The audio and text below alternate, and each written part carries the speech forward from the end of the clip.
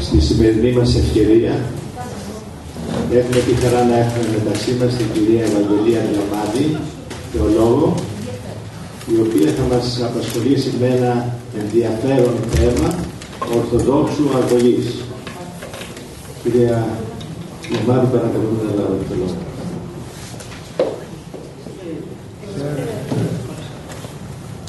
Αισθάνομαι μέλος της ενώσεώς σας, γιατί τόσα χρόνια που είμαι εδώ, αισθάνομαι ότι σας έχω ανάγκη και με έχετε ανάγκη. Οπότε δέχτηκαν αυτό ευχαρίστως. Το θέμα δόθηκε ως εξής. Η ορθόδοξη αγωγή των παιδιών και των εφήβων από την οικογένεια και το σχολείο. Η ορθόδοξη αγωγή των παιδιών και των εφήβων από την οικογένεια και το σχολείο. Θα πρέπει να πω εξ αρχής ότι η αγωγή τελειώνει με την ενηλικίωση. Γι' αυτό συμπεριλαμβάνουμε τα παιδιά και τους εφήβους. Η λέξη αγωγή προέρχεται από το ρήμα άγω, που θα πει οδηγό. Οδηγούμε λοιπόν τους ανήλικους. Όμως όλοι μας έχουμε την διαβίου μάθηση και την διαβίου παιδεία. Και σύμφωνα και με τα τελευταία δεδομένα της επιστήμης της ιατρικής, της ψυχολογίας, της θεολογίας κατεξοχήν, αναπτυσσόμαστε πνευματικά ως την τελευταία στιγμή της ζωής μας.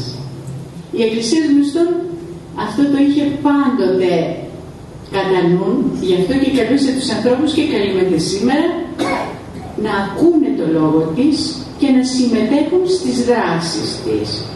Γι' αυτό και μέχρι τελευταία στιγμή ο άνθρωπος μπορεί να καταλάβει τον εαυτό του καλύτερα και βέβαια να μετανοήσει για τις αρνητικές πράξεις του. Τώρα για τους ανήλικους αναλαμβάνει την ορθόδοξη αγωγή που είναι το θέμα μας βασικά η Εκκλησία. Η Εκκλησία έχει την υποχρέωση από την πρώτη στιγμή της βάπτισης του παιδιού να αναλάβει την αγωγή. Όμως πριν από την Εκκλησία έχουν το παιδί στα χέρια τους οι γονείς. Άρα οι γονείς είναι οι φορείς της αγωγής και της ορθόδοξης κατεξοχής όταν είναι ορθόδοξοι οι ίδιοι. Όμως είναι νομιμοποιημένο, θα λέγαμε, και παιδαγωγικά να προσφέρουν αγωγή όλοι οι άνθρωποι όλων των ηλικιών στο παιδί και τον έφηβο.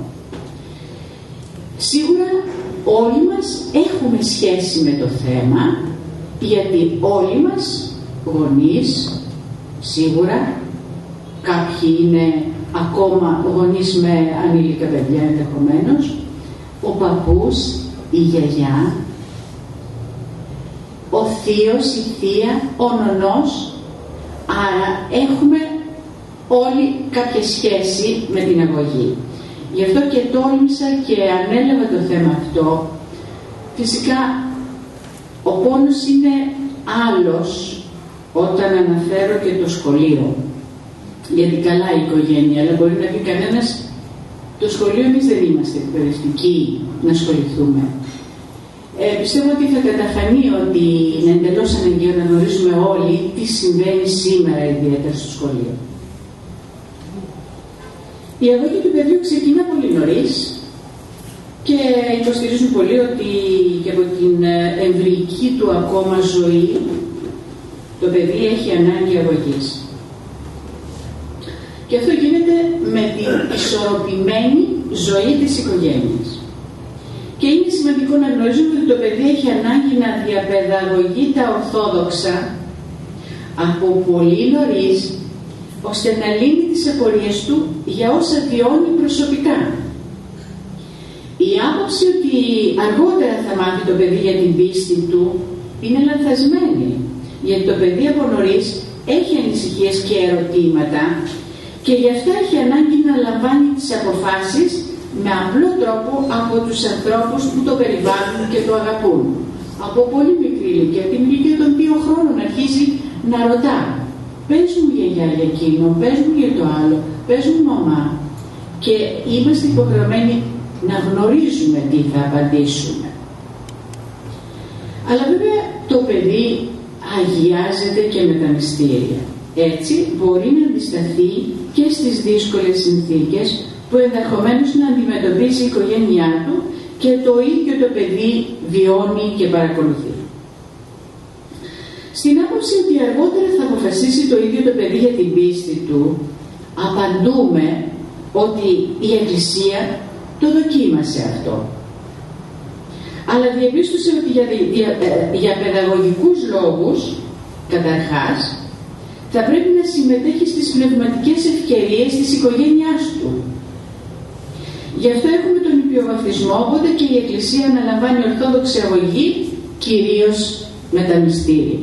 Είναι σημαντικό το παιδί να είναι βαφτισμένο νωρίς και να συμμετέχει στην ορθόδοξη αγωγή από βρέφος. Εξάλλου, όπως γράφει σύγχρονος ψυχοπαιδαγωγός, μια ταυτότητα πρέπει πρώτα να εδραιωθεί για να μπορέσει κατόπιν να γίνει υπερβατή. Πρέπει ένας να βρει τον εαυτό του για να μπορέσει κατόπιν να τον χάσει. Δηλαδή πρέπει το παιδί να ανατραφεί και με την ορθόδοξη αγωγή, ώστε αργότερα να μπορέσει και να αντισταθεί καταρχάς, αλλά και βέβαια να αναλάβει τις υποχρεώσεις του και βέβαια τις αποφάσεις του. Η αγωγή, ανατροφή και μόρφωση του παιδιού και του εφήβου πραγματοποιείται συστηματικά από το σχολείο, με πρόγραμμα δηλαδή, ώστε να συμπεριληφθούν όλα τα αναγκαία για την ολόπλευρη ανάπτυξή του. Βέβαια το παιδί σήμερα δέχεται επιδράσεις από το στενό και ευρύτερο περιβάλλον του, αλλά και από τα μέσα μαζικής ενημερώσεως.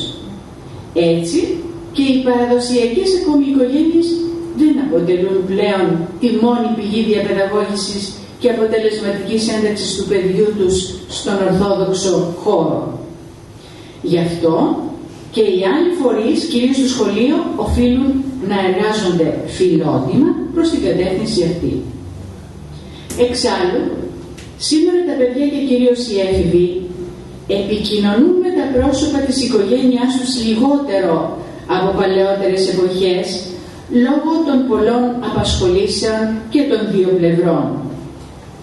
Αναζητούν όμως αυτή την επικοινωνία στις ιδιαίτερες στιγμές τους, στη χαρά και τη λύπη τους, επειδή και μόνο με την παρουσία τους οι ενήλικες συγγενείς γίνονται ο καταλύτης όλων των αρνητικών συναισθημάτων και δυσκολιών.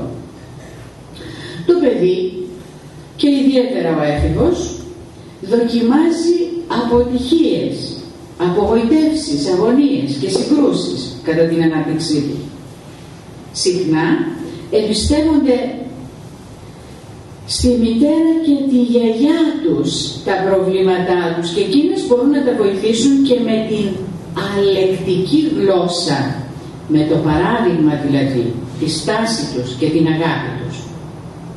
Αυτή η γλώσσα, η χωρίς λόγια, η αλεκτική γλώσσα όπως ονομάζεται, πολλές φορές αναδεικνύεται ως η αυθεντικότερη έκφραση όλων των άλλων γλωσσών. Είναι η ώρα που το παιδί χρειάζεται την αγάπη και την ενθάρρυνση και ο παρηγορητικός λόγος μπορεί να εξελιχθεί και σε ευκαιρία πνευματικού ανεφοδιασμού όταν συνδέεται με τη βιωμένη πίστη από το μέρος του ενήλικα. Γι' αυτό η προσφορά της μητέρας και της γιαγιάς κυρίως στο θέμα της ηθικής και θρησκευτικής διαπαιδαγώγησης είναι μεγάλη.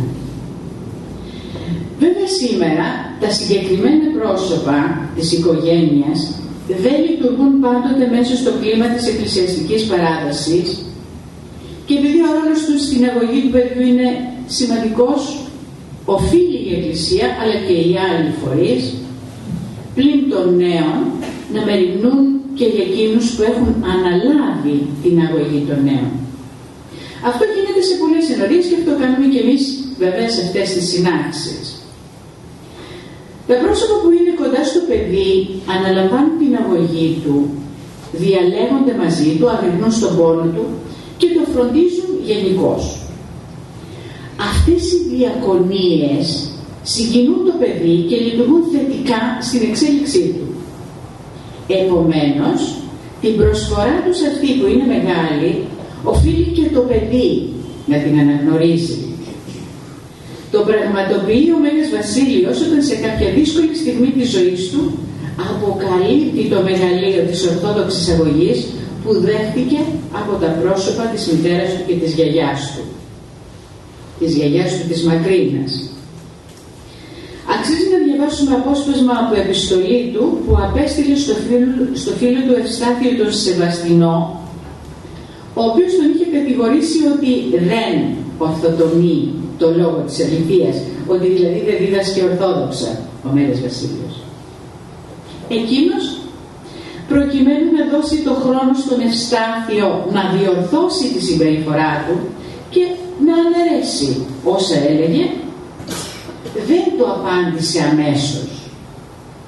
Περίμενε 2 χρόνια ολόκληρα για να μην χαλάσουν οι καρδιές τους και να έχει το χρόνο ο φίλος του να μεταμελήσει. Ο Ευστάθιος όμως δεν άλλαξε στάση στο θέμα και ο Μέγας Βασίλειος γράφει την επιστολή, απόσπασμα της οποίας θα διαβάσουμε στη συνέχεια. Η επιστολή αποστέλλεται σε πολλά πρόσωπα. Τα επιχειρήματα του Μεγάλου Βασιλείου εκπλήσουν με την απλότητα και τη γνησιότητά τους. Διαβάζουμε από μετάφραση. Όλες οι άλλες ενέργειές μας μπορεί να είναι αξιοθρύνητες. Αλλά ως προς το συγκεκριμένο αυτό σημείο, τολμώ να καυχόμαι εν κυρίω ότι δεν είχα ποτέ πλανημένες απόψεις για το Θεό. Ούτε είχα παλιότερα διάφορα φρονήματα και τα μετέβαλα αργότερα. Αντίθετα, την έννοια του Θεού που πήρα από τη μακαρία μητέρα μου και τη γιαγιά μου Μακρίνα, την ίδια φύλαξα και καλλιέργησα. Δεν δέχτηκα τίποτε το νέο από άλλους προσθέτοντάς το στη μόρφωσή μου. Απλώς την αρχή που μου παρέδωσαν εκείνες συμπλήρωσα. Ό,τι ευξάν δεν πάβει να έχει την ίδια ταυτότητα. Δεν μεταβάλλεται το είδος του, αλλά η ανάπτυξή του ολοκληρώνεται. Αυτό πιστεύω έγινε και σε μένα. Την ίδια διδασκαλία πλούτησα μέσα μου με τον καιρό. Αυτά γράφει ο Μέγας Βασίλειος. Το κείμενο αυτό του Μεγάλου Βασιλείου ήταν εντυπωσιακό, προσωπική κατάθεση και βέβαια το επιλέξαμε γιατί αναδεικνύεται η ευγνωμοσύνη του Αγίου προς τη μητέρα και τη γιαγιά του Μακρίνα. Αποτελεί έκφραση ευγένειας και στοιχείο πνευματικότητας αλλά και κοινωνικότητας του Αγίου αυτού Πατρός. Και συνεχίζουμε για την Ορθόδοξη αγωγή. Η καθηγήτρια παιδαγωγικής του Πανεπιστημίου της Κολούμπια, Ruth Strang, γράφει ότι μια από τις εκδηλώσεις συναισθηματικής ωριμότητας του παιδιού και του εφήβου είναι η ικανότητά του να δέχεται στοργή αλλά και να την προσφέρει στα πρόσωπα του περιβάλλοντος του. Και ο μεγάλος παιδαγωγός Πεσταλότσι πίστευε 200 χρόνια πριν ότι σκοπός της αγωγής είναι να μάθουν τα παιδιά να αγαπούν, γι' αυτό και απευθυνόμενος στα παιδιά τους έλεγε «Παιδιά μου, άλλο μέσον από την αγάπη δεν γνωρίζουμε για να σας μορφώσουμε. Την αγάπη μας, την αγάπη σας, την αγάπη του Θεού, την αγάπη των ανθρώπων». Να υπογραμμίσουμε ότι τα πρόσωπα από τον μη ορθόδοξο χώρο, όπως αυτό του μεγάλου παιδαγωγού Πεσταλότσι, τα πρόσωπα αυτά τα αναφέρουμε στην Ορθόδοξη αγωγή, επειδή η Εκκλησία δέχεται την προσαρμογή όλων των θετικών στοιχείων στη διδασκαλία της, αρκεί να μην αλλοιώνεται η αλήθεια της πίστης. Θυμόμαστε πάντοτε όταν χρησιμοποιούμε τις σκέψεις τέτοιων ανθρώπων μη ορθοδόξων αυτό που έλεγε ο Άγιος Νεκτάριος, η της αληθείας διαστροφή εστίν ανατροπή των πάντων. Δηλαδή η διαστροφή της αλήθειας είναι ανατροπή όλων και πρέπει να προσέχουμε πολύ σε αυτό.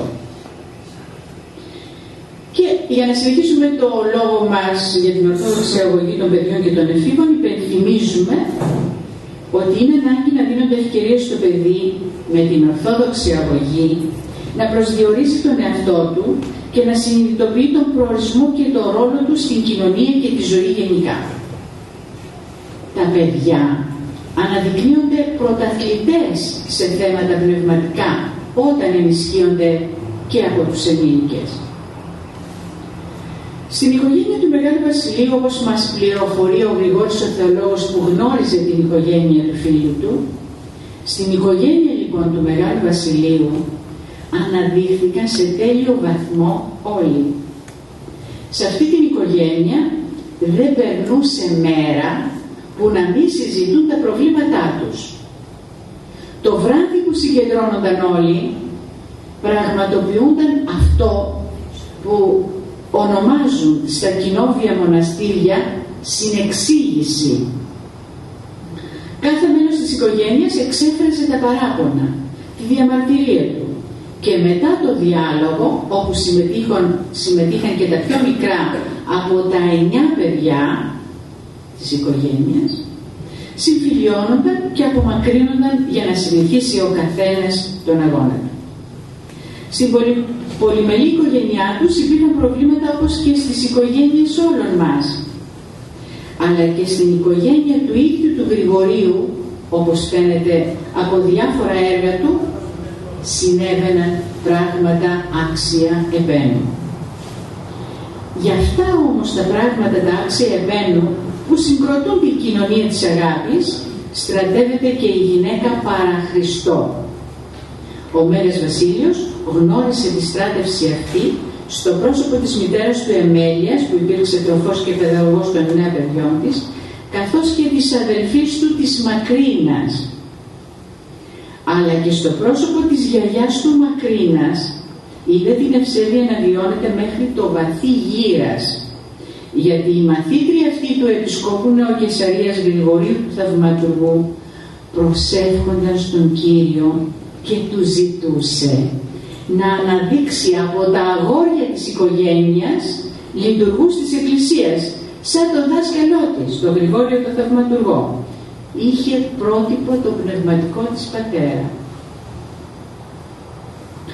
Γυναικείες μορφές παρά Χριστό, που υπήρξαν πρόσωπα αγωγής των νέων και της κοινωνίας γενικότερα, έχουμε γνωρίσει ασφαλώς όλοι μας.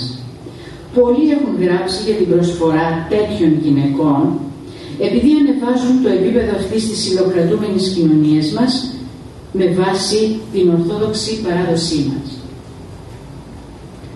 Αλλά τι εννοούμε με τον όρο ορθόδοξη παράδοση?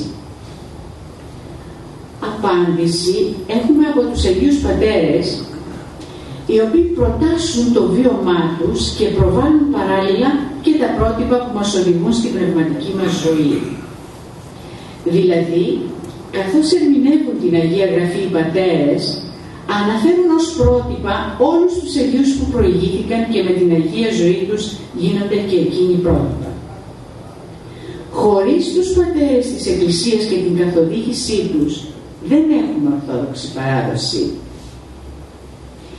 Και αν άλλες φορές αυτό ήταν αυτονόητο, σήμερα δυστυχώς δεν είναι. Και οφείλουμε συνεχώς να το επαναλαμβάνουμε. Χωρίς τη διδασκαλία των πατέρων δεν έχουμε ορθοδοξία, επειδή οι πατέρες ερμηνεύουν την Αγία Γραφή και οι πατέρες έδωσαν τους αγώνες και εναντίον των αιρετικών. Κείμενά τους προβάλλονται συχνά και μας συγκινούν.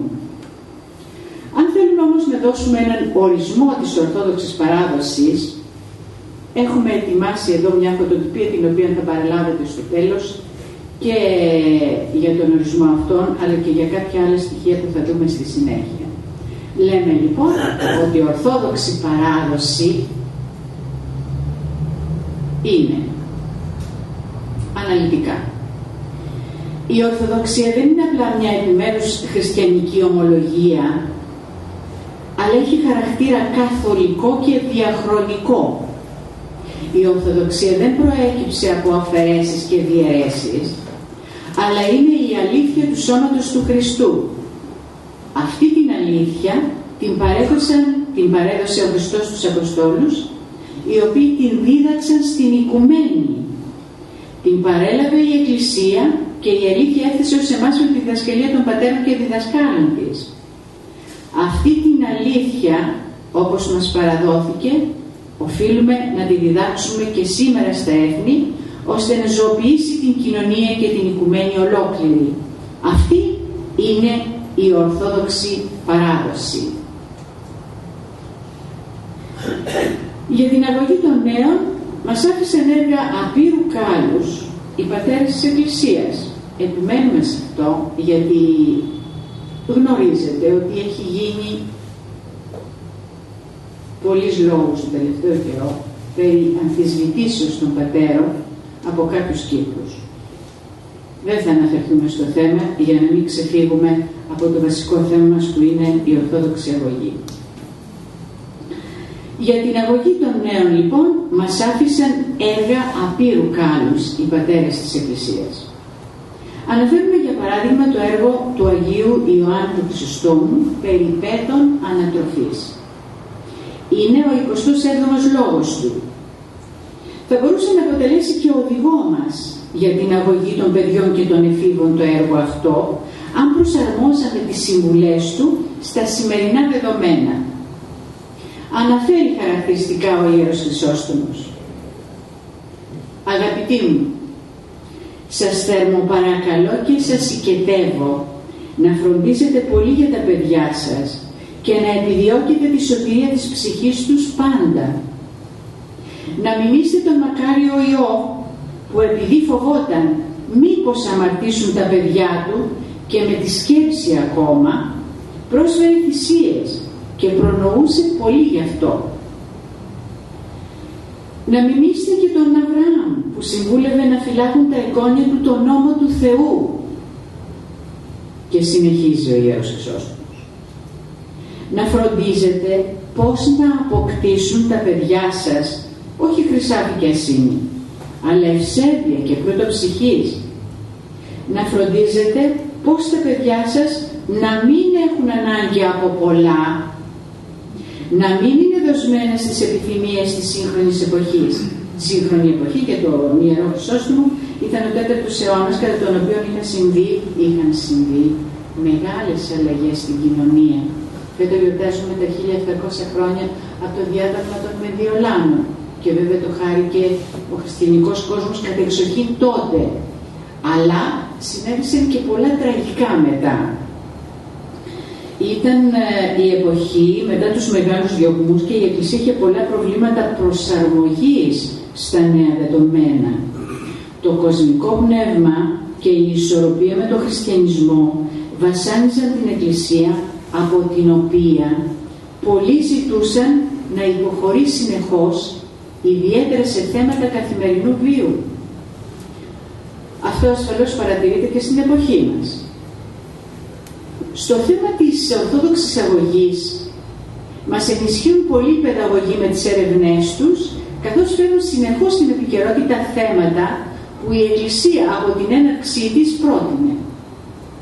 Ο μεγάλος παιδαγωγός Πεσσαλώτης, που τον αναφέραμε και πριν, απευθυνόμενος σε γονείς και εκπαιδευτικούς, έλεγε: όλες οι προσπάθειές μας καλόν είναι να στρέφονται στην ανάγκη να γίνει το παιδί μεγαλόκαρδο. Γι' αυτό, μαζί με την ικανοποίηση των καθημερινών του αναγκών, να φέρνουμε κοντά στα αισθήματά του, στην πείρα και στην πράξη του, την αγάπη και την ευεργεσία. Αυτά θα είναι τα ασφαλή θεμέλια της ζωής του. Γιατί η αγάπη είναι που εξευγενίζει τον άνθρωπο, δίνει νόημα στη ζωή του και τον κάνει αληθινό άνθρωπο. Για τους νέους δεν γνωρίζουμε άλλο μέσον για να τους μορφώσουμε από την αγάπη. Η αγάπη λοιπόν είναι το μέσον που προτείνεται για την ομορφιά της ζωής, την ευτυχία του ανθρώπου και την επιτυχία του. Αλλά επισημαίνουμε ότι ο Θεός είναι αγάπη, σύμφωνα με το Ευαγγέλιο. Η αγάπη όμως δεν είναι Θεός. Στις μέρες μας πρέπει να προσέχουμε πολύ τα θέματα αυτά, γιατί όσοι προωθούν τη νέα εποχή, προκειμένου να ακούγονται ευχάριστα, χρησιμοποιούν όλα τα σχήματα που δεν προκαλούν τον πιστό. Να εξηγήσουμε τι είναι νέα εποχή. Το έχω σημειώσει στη φωτοτυπία και θα το παραλάβετε. Είναι σημαντικό να το γνωρίζουμε, γιατί το βλέπουμε στην καθημερινότητά μας. Πολύ περιληπτικά. Τι γνωρίζουμε λοιπόν για τη νέα εποχή? Α. Ο κορμός της διδασκαλίας της ποια είναι? 3 είναι οι στήλοι πάνω στους οποίους στηρίζεται η νέα εποχή. Πρώτον, τα πάντα αποτελούν μια ολότητα, μια μονάδα. Δεύτερον, τα πάντα, έμψυχα και άψυχα, η νέα εποχή το λέει, μικρά ή μεγάλα, είναι Θεός. Έμψυχα και άψυχα. Εδώ γίνεται φανερός ο πανθεϊσμός της νέας εποχής. Κάθε τι και καθένας είναι Θεός. Τρίτον, η Αγία Γραφή δεν ενδιαφέρει πλέον, λέει, η νέα εποχή. Ο Θεός δεν υπάρχει έτσι όπως το γνωρίζουμε, αφού τώρα ξεκινάει μια νέα εποχή. Β. Από που προέρχονται οι διδασκαλίες της νέας εποχής? Πρόκειται για μια μεγάλη και μακρά ιστορία, προέρχονται από το τέλος του 19ου, αρχές του 20ου αιώνα και με κύρια ονόματα την Αλίς Μπέιλι και λοιπά, να μην αναφέρω τα ονόματα, που πήραν μηνύματα, λέει, από τον νεοσφορικό κόσμο σε κατάσταση έκστασης, αυτοϊπνοτισμού, επικοινωνίες με πονηρά πνεύματα για να πλανήσουν τους ανθρώπους. Γ. Το Ευαγγέλιο και η νέα εποχή. Οι διδασκαλίες της νέας εποχής είναι ριζικά και εκ διαμέτρου αντίθετες προς τις αλήθειες του Ευαγγελίου. Και όχι μονάχα αυτό, αλλά οι διδασκαλίες της νέας εποχής έρχονται ύπουλα και σκόπιμα να ανατρέψουν τις θεμελιώδεις αλήθειες της Αγίας Γραφής περί Θεού, ανθρώπου, ψυχής, σωτηρίας, αιωνιότητας κτλ. Οι διδασκαλίες της νέας εποχής προετοιμάζουν με γοργούς ρυθμούς την εποχή του Αντιχρίστου, όπως μπορούμε να καταλάβουμε. Ας είμαστε λοιπόν προσεκτικοί και έτοιμοι. Οι τρόποι εξάπλωσής της είναι πολλοί. Παραδείγματος χάρη, υποσχέσεις και δελεαστικές με άμεσα βιώματα, μέθοδοι πολλές, συνθήματα ποικίλα από μεγάλες προσωπικότητες, ηθοποιούς, πολιτικούς κτλ.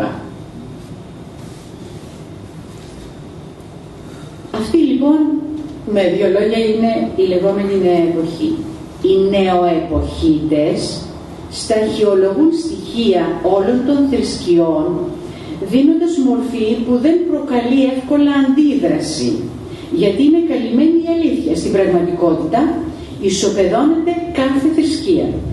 Γι' αυτό η προσοχή των χριστιανών θα πρέπει να είναι τεταμένη, γιατί ως χριστιανοί κατά την παρουσία του Χριστού με βάση την αγάπη θα κριθούμε, αλλά με την αγάπη όπως τη δίδαξε εκείνος, όχι φαρισαϊκά. Με την εν Χριστώ αγάπη και τον αγώνα αναμένουμε και την κοινωνική ανάπτυξη του παιδιού, η οποία οδηγεί και στην κοινωνική οριμότητα, στόχος τον οποίο αποδεχόμαστε όλοι, όποια θέση και αν έχουμε σε σχέση με την αγωγή των παιδιών και των εφήβων. Αν επιμένουμε στη σχετική διευκρίνηση για την αγάπη, είναι γιατί ο χριστιανός κινδυνεύει σήμερα να υποκύψει σε πειρασμούς που προβάλλονται ως ευσεβείς πράξεις. Ένα παράδειγμα. Στην Αθήνα, το 2001, πραγματοποιήθηκε μια εκδήλωση στο Πολεμικό Μουσείο για θέματα εκπαιδευτικά. Ήμουν παρούσα. Είχε προσκληθεί στην Αθήνα ένας Γάλλος παιδαγωγός από συναδέλφους μας, οι οποίοι συνάδελφοι δεν ήταν αρνητές της πίστης και της Εκκλησίας. Ο Γάλλος παιδαγωγός μίλησε για τον ανθρωπισμό που εμπεριέχει η λεγόμενη μετανεωτερικότητα ή μεταμοντέρνα εποχή, όπως χαρακτηρίζεται η εποχή μας. Το θέμα ήταν πρωτόγνωρο στην Ελλάδα. Λίγοι γνώριζαν και την έννοια του όρου, αρχές του 2000, της δεκαετίας, 2001.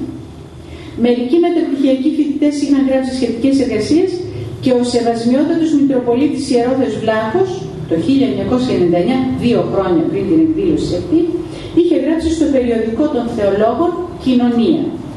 Είχε γράψει ένα άρθρο. Θα διαβάσουμε στη συνέχεια ένα απόσπασμα από το άρθρο του Σεβασμιωτάτου, ώστε να γίνουν κατανοητά και όσα θα αναφέρουμε στη συνέχεια. Αλλά να γνωρίζουμε και τις σύγχρονες μεθόδους της νέας εποχής. Γιατί ακόμα και άνθρωποι πνευματικοί, όπως οι εκπαιδευτικοί που αναφέραμε, μπορεί να λειτουργήσουν αφελώς προωθώντας άνομα σχέδια. Ο συγκεκριμένος Γάλλος παιδαγωγός ομιλητής μίλησε για το ενδιαφέρον για τα παιδιά, μίλησε για το περιβάλλον και ως εκπαιδευτικός μίλησε και για το σχολείο. Στις ερωτήσεις που ακολούθησαν, οι απαντήσεις φαινόταν ισορροπημένες και χαριτωμένες. Φυσικά ετέθηκε το θέμα της πίστης και πώς σε αυτή τη φιλοσοφία της μετανεωτερικότητας αντιμετωπίζεται το θέμα της πίστης στο Θεό. Ο Γάλλος ομιλητής άλλαξε κουβέντα και έμοιαζε να απορεί ακόμα και για την ερώτηση. Σε άλλη περίπτωση, πιθανόν ένας άλλος ομιλητής να ασχολούνταν και με το θέμα της πίστης, αλλά η απάντησή του ασφαλώς θα αφορούσε όχι έναν προσωπικό Θεό, αλλά μια δύναμη που μπορεί ο άνθρωπος να αναπτύξει μέσα του, μόνος του, όπως συνηθίζουν να λένε. Γιατί σύμφωνα με τις απόψεις της μετανεωτερικότητας, χωρίς άλλη συμπαράσταση, χωρίς Θεό, μόνο με τη δική του δύναμη μπορεί ο άνθρωπος να σωθεί. Αυτός είναι ο ανθρωποκεντρισμός τους, όχι μόνο όπως τον διδάσκουν οι δυτικοί από τα χρόνια της αναγέννησης, από τον 15ο αιώνα δηλαδή, αλλά με αυξημένη την προοπτική. Έτσι καλλιεργείται ο εγωκεντρισμός του ανθρώπου που ζει χωρίς Θεό, χωρίς μετάνοια και χωρίς την ανάγκη εξομολογήσεως βέβαια. Για το θέμα του μεταμοντέρνου ή της μετανεωτερικότητας διαβάζουμε ένα απόσπασμα από το άρθρο του Μητροπολίτη Ναυπακτίας Σεβασμιωτάτου Ιεροθεού Βλάχου, όπως το έγραψε στο περιοδικό της Πανελληνίου Ενώσεως Θεολόγων «Κοινωνία». Γράφει: «Στη σύγχρονη εποχή παρατηρείται από επιστήμονες που μελετούν τα κοινωνικά φαινόμενα, κυρίως στο δυτικό χώρο, η εμφάνιση του μεταμοντέρνου πολιτισμού ή της λεγόμενης μετανεωτερικότητας, αφού διαπιστώθηκε ότι το λεγόμενο νεωτερικό παράδειγμα, το οποίο υποσχόταν καλύτερο κόσμο, απέτυχε στην προσπάθεια να δώσει λύσεις. Και πράγματι διαπιστώνεται, συνεχίζει ο Σεβασμιότατος, ότι αυτή η μετανεωτερικότητα ή το μεταμοντέρνο είναι εκείνο που κυριαρχεί στις μέρες μας.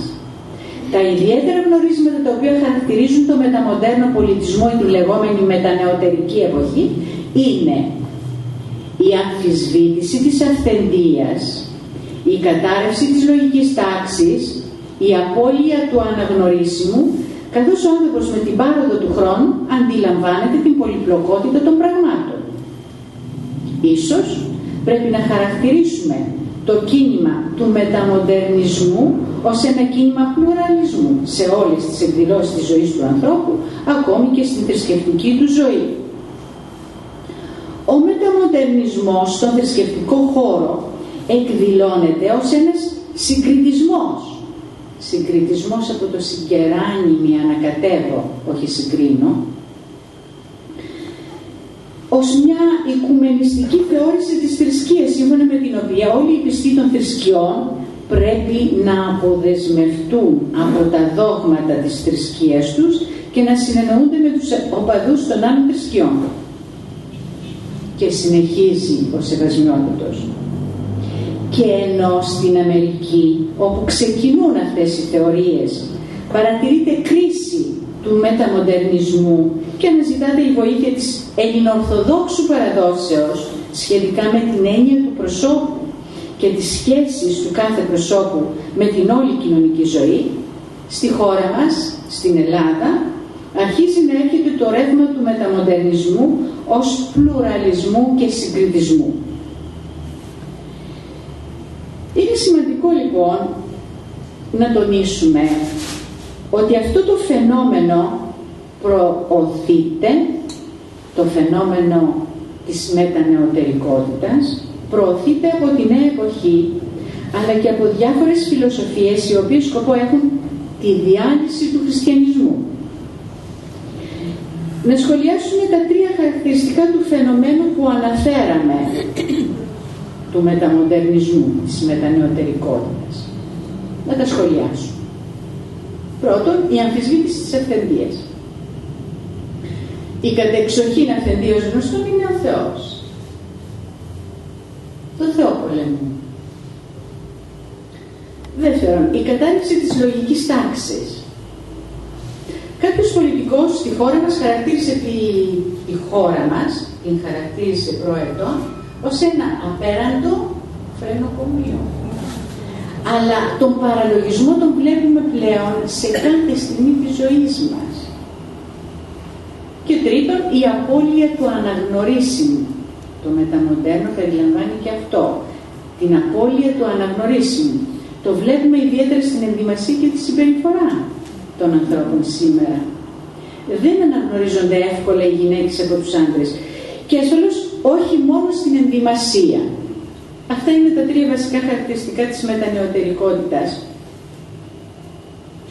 Αλλά πρέπει να επανέλθουμε στο θέμα της ορθόδοξης αγωγής. Γιατί χρειάζεται πολύ μεγάλη προσοχή στις παιδικές εκπομπές της τηλεοράσεως ως προς τα θέματα αυτά που αναφέραμε πριν ως στοιχεία της μετανεωτερικότητας. Πολλές εκπομπές ετοιμάζονται προκειμένου να προωθήσουν τα άνομα σχέδια της νέας εποχής στην οποία εντάσσεται η μετανεωτερικότητα. Παλιότερα τα λέγαμε λειτουργούν έτσι αλλιώς οι σκοτεινές δυνάμεις και το αφήναμε εκεί. Σήμερα όμως το βλέπουμε στην καθημερινότητά μας. Η συμπεριφορά των νέων που μας εκπλήσει πολλές φορές με την ένταση και τις ακρότητες δεν είναι άσχετη με τα θεάματα της τηλεοράσεως. Σύγχρονος χριστιανός μελετητής κατέγραψε το περιεχόμενο των περισσότερων παιδικών εκπομπών της τηλεόρασης και μας εξηγεί γιατί δεν πρέπει να απορούμε με τη συμπεριφορά τους. Γράφει χαρακτηριστικά συμπεριλαμβάνοντας και τον εαυτό του. Ας μην απορούμε γιατί δεν γίναμε σωστοί άνθρωποι. Μεγαλώσαμε βλέποντας, αναφέρει μερικές εκπομπές, δεν θα τις αναφέρω όλες, βλέποντας τον Σκρούζ Μακντακ να συσσωρεύει πλούτο, εκμεταλλευόμενος ακόμη και τους συγγενείς του. Τον Ντόναλντ Ντακ με τα ανήψια του να είναι μια ζωή άνεργη και όμως να επιβιώνει, κλέβοντας βέβαια.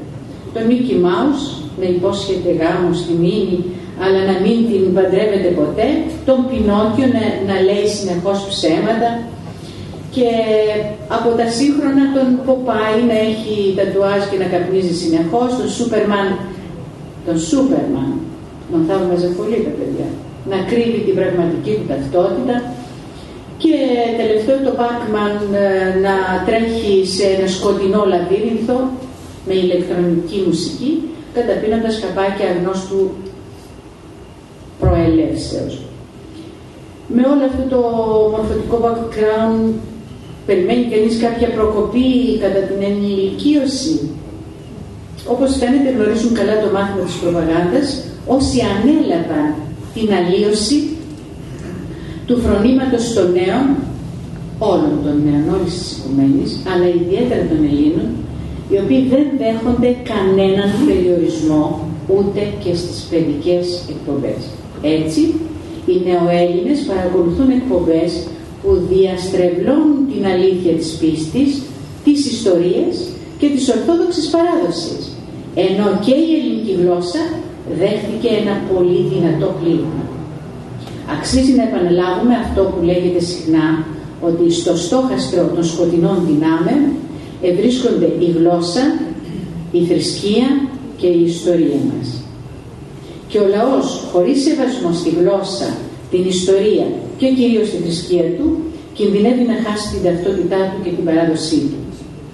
Ήδη ο σύγχρονος Έλληνας άρχισε να γίνεται έρμεο των ισχυρών ανέμων της σύγχρονης εποχής. Και οι άνεμοι αυτοί απειλούν να παρασύρουν και τους πιο καλούς. Γι' αυτό, χωρίς αναβολή, οφείλουμε να προσέξουμε το παιδί, ώστε από πολύ νωρίς να στραφεί προς τις πνευματικές μας αξίες και να μάθει να θυσιάζεται για αυτές. Αλλά βασικό στοιχείο για μια τέτοια αγωγή είναι πάντα η αγάπη, που όμως πρέπει να εκφράζεται με διάκριση. Διότι, όπως έλεγε χαρακτηριστικά ο πατήρ Παΐσιος, η αδιάκριτη αγάπη αχρηστεύει τα παιδιά. Έλεγε μάλιστα ότι τα σημερινά παιδιά, ιδίως αυτά που σπουδάζουν, παθαίνουν ζημιά από το σπίτι τους, επειδή οι γονείς δεν θέλουν να τους στερήσουν τίποτα. Δεν τους καλλιεργούν το φιλότιμο, ώστε να χαίρονται και όταν στερούνται. Βέβαια, το να στερούν οι γονείς τα παιδιά από κάτι που εκείνα το θέλουν και το χρειάζονται, χωρίς να ξέρουν το γιατί, είναι βάρβαρο, όπως έλεγε ο γέροντας. Είναι πολύ καλό όμως να βοηθούν οι γονείς τα παιδιά τους να αποκτήσουν ασχετική συνείδηση, έλεγε ο γέροντας, και να χαίρονται τα παιδιά όταν στερούνται κάτι. Για το θέμα αυτό η Εκκλησία ως γνωστόν καθιέρωσε την νηστεία, που είναι ένα είδος στέρησης.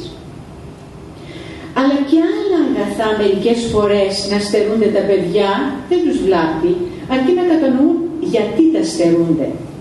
Μπορεί, παραδείγματος χάρη, να αποφασίσουν τα παιδιά με τους γονείς τους να στείλουν ένα ποσό χρημάτων για την Ιεραποστολή ή για άλλο σκοπό που θα διαπιστώσουν ότι είναι ανάγκη να γίνει. Ακόμα και όταν έχει η οικογένεια πολλά αγαθά, η στέρηση λειτουργεί παιδευτικά και ισχυροποιεί τα παιδιά. Ο διάλογος όμως στην προκειμένη περίπτωση είναι εντελώς αναγκαίος. Να ξέρει το παιδί γιατί τα στερείται. Αλλά να αναθέτουν και εργασίες στα παιδιά τους οι γονείς, ανάλογα με την ηλικία, ώστε να μάθουν να αυτοεξυπηρετούνται, αλλά και να συνηθίσουν στην προσφορά. Είναι πολύ σημαντικό να το γνωρίζουν αυτό τα παιδιά, ώστε να δραστηριοποιούνται και να κοινωνικοποιούνται. Αυτό βέβαια γίνεται κυρίως στην κατασκήνωση, όπως γνωρίζουμε όλοι και έχουμε τη σχετική εμπειρία.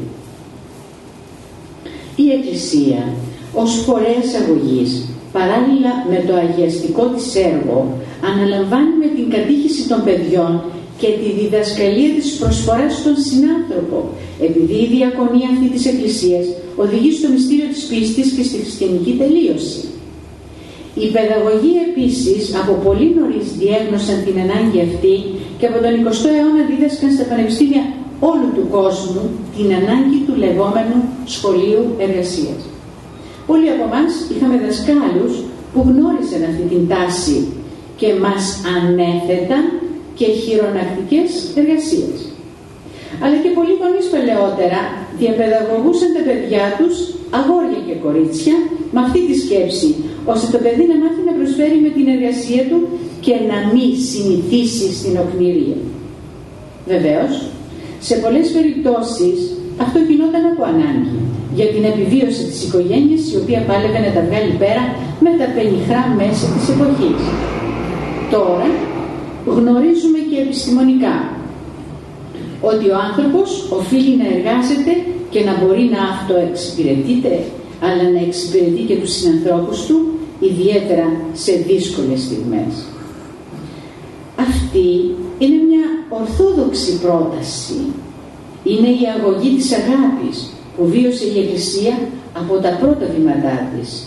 Σήμερα είναι και πρόταση επιστημονική. Ορθόδοξη αγωγή, επομένως, καλείται να προσφέρει και το σχολείο. Και επειδή η φοιτηση στο σχολείο είναι καθημερινή, Τα αποτελέσματα αυτής της αγωγής μπορεί να είναι άμεσα. Βέβαια, με την προϋπόθεση οι φωτισμένοι εκπαιδευτικοί να κατανοήσουν το καθήκον τους, όπως το περιγράφουν οι πατέρες της Εκκλησίας μας. Για τον Άγιο Ιωάννη τον Χρυσόστομο, η αγωγή είναι τέχνη τεχνών. Και όσοι την αναλαμβάνουν, οφείλουν να ετοιμάζονται ως λειτουργοί και όχι μόνο ως επαγγελματίες. Γι' αυτό έχει καθιερωθεί στις μέρες μας σε όλες τις βαθμίδες της εκπαίδευσης και η διδασκαλία του project, όπου οι μαθητές λειτουργούν ομαδικά και δραστηριοποιούνται ανάλογα με το θέμα που αποφασίζεται από κοινού με τους εκπαιδευτικούς. Όμως, θα πετύχει ο θεσμός αν οι εκπαιδευτικοί εργαστούν με γνώση και ενθουσιασμό. Το πρόγραμμα αυτό μπήκε τα 2 τελευταία χρόνια. Ξεκίνησε από το Λύκειο, φέτο είναι στο γυμνάσιο και βέβαια και στο δημοτικό. Σήμερα, εδώ στη Χριστιανική Ένωση, αναφερόμαστε σε θέματα που αφορούν το σχολείο και το σχολείο, επειδή όλοι οι Ορθόδοξοι Έλληνες οφείλουμε να γνωρίζουμε τι συντελείται σήμερα εις βάρος των παιδιών, γιατί συμβαίνει και αυτό πολλές φορές. Και η συμμετοχή όλων στην αντίσταση της Λέλαπας είναι εντελώς αναγκαία. Θα αναφέρουμε ορισμένα χαρακτηριστικά ώστε να γίνει κατανοητό το πρόβλημα της εκπαίδευσης σε σχέση με την Ορθόδοξη αγωγή που είναι το θέμα της εισήγησής μας. Με ό,τι θα πούμε, έχουμε σκοπό να ενημερώσουμε, ώστε ως ενεργά μέλη της Εκκλησίας να έχουμε λόγο. Και ο λόγος μας είναι ισχυρός όταν αγωνιζόμαστε, αποφασισμένοι να τηρήσουμε την Ορθόδοξη παράδοση μέσα σε μια καταραίουσα κοινωνία. Γνωρίζουμε από μια προηγούμενη υπόθεση πόσο ισχυρή είναι η παρουσία του λαού. Θυμόμαστε την υπόθεση του βιβλίου της Ιστορίας της 6ης Δημοτικού με όλα τα ανιστόρητα που τελικά το Υπουργείο Παιδείας αναγκάστηκε να το αποσύρει. Συζητούμε και στον χώρο αυτό για εκπαιδευτικά θέματα επειδή οι συνάξεις μας έχουν πνευματικό χαρακτήρα και οφείλουμε να ενημερωνόμαστε ώστε να παίρνουμε και θέση σε θέματα που αποτελούν παράδοσή μας, την εκκλησιαστική και την εθνική. Το γεγονός, παραδείγματος χάρη, ότι προδιετίας υπήρξαν πολλές δυσκολίες στα σχολικά βιβλία, μας αφορά. Για πρώτη φορά, ύστερα από δεκαετίες, άρχισε η λειτουργία του σχολείου χωρίς βιβλία. Αυτό προκάλεσε αναστάτωση στα παιδιά και τις οικογένειες και ίσως να συνεχιστεί σε άλλα επίπεδα, όχι μόνο λόγω της οικονομικής κρίσης, αλλά και λόγω των νέων πιλωτικών λεγόμενων προγραμμάτων. Συγκεκριμένα, για τρίτη χρονιά φέτος, σε ορισμένα σχολεία, γύρω στα 150 σχολεία σε όλη την Ελλάδα, και σε ορισμένα μαθήματα, εφαρμόστηκαν πιλωτικά, δοκιμαστικά δηλαδή, και συνεχίζουν να εφαρμόζονται, προγράμματα σπουδών στο δημοτικό και στο γυμνάσιο, όχι στο λύκειο ακόμα, που χρηματοδοτήθηκαν από την Ευρώπη, το ΕΣΠΑ. Αυτό έγινε και με το μάθημα των θρησκευτικών και γίνεται, εξακολουθεί μέχρι σήμερα. Τα προγράμματα αυτά, τα πιλωτικά, καταργούν την ορθόδοξη διδασκαλία και προτείνουν παράλληλα θέματα για όλες τις θρησκείες σε παιδιά ακόμα και της τρίτης δημοτικού. Αυτό μας ενδιαφέρει όλους, επειδή στην πραγματικότητα γίνεται προσπάθεια συγκριτισμού, αυτό που αναφέραμε πριν. Συγκριτισμός με ήττα, το κρί σημαίνει ανακάτεμα. Δηλαδή επιχειρείται ένα ανακάτεμα στοιχείων ορθόδοξης παράδοσης με όλα τα άλλα θρησκεύματα Ανατολής και Δύσης. Για πρώτη φορά σχεδιάστηκαν προγράμματα για παιδιά δημοτικού και γυμνασίου με κατάφορη παραβίαση του συντάγματος και των άλλων σχετικών νόμων. Αυτό είχε προταθεί από κάποιους κύκλους και στις αρχές της δεκαετίας του 80, αλλά τότε δεν υλοποιήθηκαν λόγω της ψύχρεμης και στεναρής τάσης κάποιων καθηγητών του Πανεπιστημίου Αθηνών. Σήμερα τα πράγματα δυσκολεύουν. Προσωπικά βρέθηκα σε ανάλογα πιλωτικά σχολεία στα πλαίσια διδακτικής άσκησης των φοιτητών μας. Διαπίστωσα ότι αυτό το πρόγραμμα δεν μπορεί και δεν πρέπει να ισχύσει, επειδή η παράλληλη διδασκαλία όλων των θρησκευμάτων θα προκαλέσει σύγχυση στους μαθητές αυτής της ηλικίας. Τα θρησκεύματα ως γνωστόν διδάσκονται πάντοτε στη Δευτέρα Λυκείου. Την ορθόδοξη διδασκαλία την έχουν ανάγκη τα παιδιά όλων των ηλικιών. Το σχολείο με τους ειδικευμένους εκπαιδευτικούς μπορεί να βοηθήσει τους νέους ανθρώπους στην προσπάθεια αυτοπροσδιορισμού και διαμόρφωσης της προσωπικότητάς τους. Το μάθημα των θρησκευτικών, πλην των απαντήσεων στις μεταφυσικές αναζητήσεις των μαθητών, παρέχει τη δυνατότητα διαμόρφωσης της ταυτότητάς τους, που είναι η κύρια απέτηση κυρίως της εφηβείας και γίνεται κατά τρόπο απαιτητικό. Η αποκοπή από τη διδασκαλία του Ορθοδόξου μαθήματος θα σημάνει αποκοπή και από τις ρίζες της ελληνοορθόδοξης παράδοσης λόγω άγνοιας της αξίας τους. Γι' αυτό συνεχώς οφείλουμε να υπενθυμίζουμε προς όλες τις κατευθύνσεις ότι η ελληνοορθόδοξη παράδοση σχετίζεται άμεσα με τον πολιτισμό του λαού μας και διαποτίζει όλους τους τομείς του βίου και εμπλουτίζει και όλους τους επιστημονικούς κλάδους. Η μη διδασκαλία της θα στερούσε τους νεαρούς νεοέλληνες αλλά και τους αλλοδαπούς μαθητές από την ευκαιρία της γνωριμίας της. Τα αποτελέσματα μπορεί να είναι οδυνηρά για τους νέους αν τις στερηθούν την ορθόδοξη αγωγή, επειδή συνεχώς προσκαλούνται προς τις παραθρησκείες και προκαλούνται να περιφρονούν τις ελληνοορθόδοξες παραδόσεις που αποτελούν τη βάση του πολιτισμού και τον προσανατολισμό προς την αιωνιότητα που είναι ο τελικός μας στόχος. Επομένως, η συνεχής ενημέρωσή μας και οι παρεμβάσεις μας σε συλλογικό και προσωπικό επίπεδο είναι καθήκον μας. Αλλά βασικό παραμένει το να είμαστε ανοιχτοί εμείς στη χάρη του Θεού, ώστε να μπορούμε να δεχόμαστε ό,τι η αγάπη του επιτρέπει. Θα γίνεται έτσι εκείνο που με άλλα λόγια συνιστούν οι πατέρες της Εκκλησίας μας και παροτρύνουν να μην λησμονούμε στον καθημερινό μας αγώνα. Τι παροτρύνουν δηλαδή να μην λησμονούμε? Μας παροτρύνουν να φροντίζουμε συνεχώς ώστε να θεραπεύεται πρώτα η ψυχή μας και όλα τα άλλα θα τα φροντίσει εκείνος, γιατί δική του είναι η Εκκλησία, άρα και τα παιδιά είναι δικά. Σας ευχαριστώ πολύ.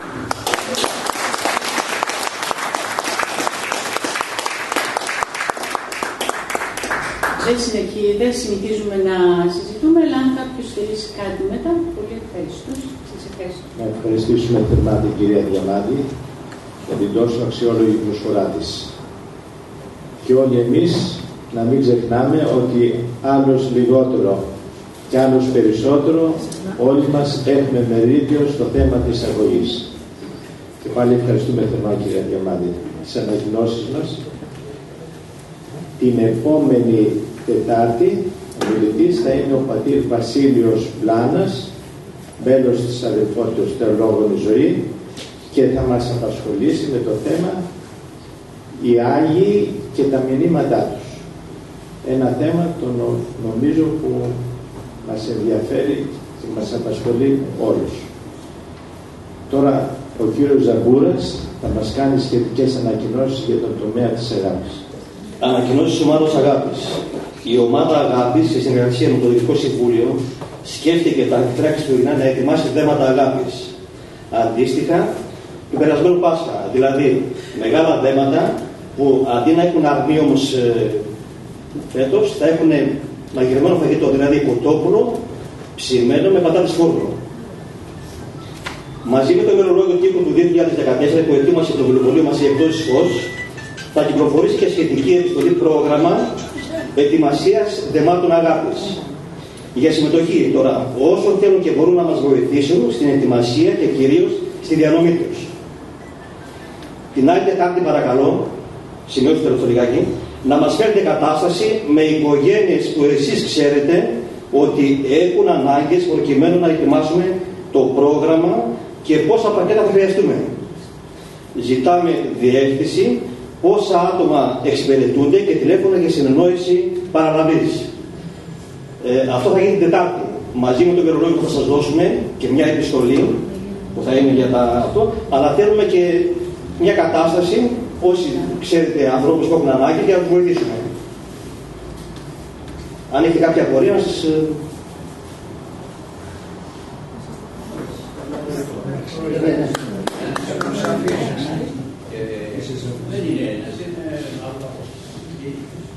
Αυτό με συνεννόηση με το... Αυτό είναι συνεννόηση με τον κύριο Καρατζά. Είμαι ένα τηλέφωνο στο βιβλιοπωλείο μας.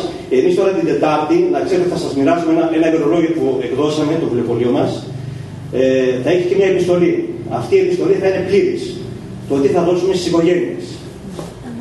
Τώρα, αυτά θα πούμε πάλι την Τετάρτη μαζί με το ημερολόγιό μας και την επιστολή. Θα τα πούμε όλα πιο αναλυτικότερα. Απλώς όμως εσείς, αν ξέρετε οι οικογένειες που έχουν άμεσα ανάγκη, να είναι πλήρης όμως διεύθυνση, τηλέφωνο και τα... Θα σας παραβαίνει.